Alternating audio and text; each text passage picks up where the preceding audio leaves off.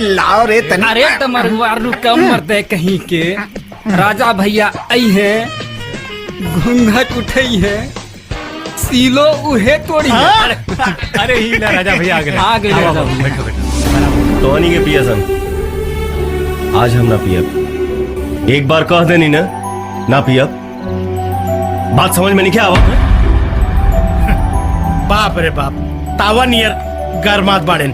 हम बतावता जब से उस साली स्कूटर वाली इनका के झपड़ियौले बिया तब से इनके दिमाग में शॉर्ट सर्किट भइल बा। सही कहता रे डमरू।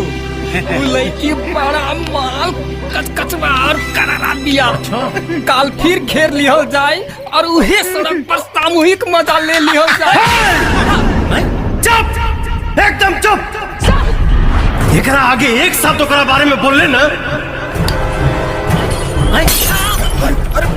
तही बतालावा तोहरे गड़िया में धंस दे साले।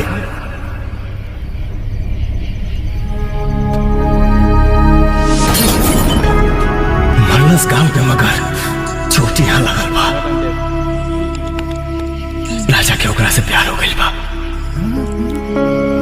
जब से ओकरा के देखले बानी ये दिमाग में सनीमा के जैसा घुमा दिया।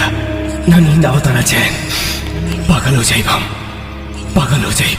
ए राजा भैया ढेर सन का मत, हमार बात सुनो। ना आगे सोच लो ना पीछे, तब से प्यार हो गई। उलेकी के बारे में सपना देखल छोड़ दा भैया, काहे कि उलेकी की सगाई हो चुका बा।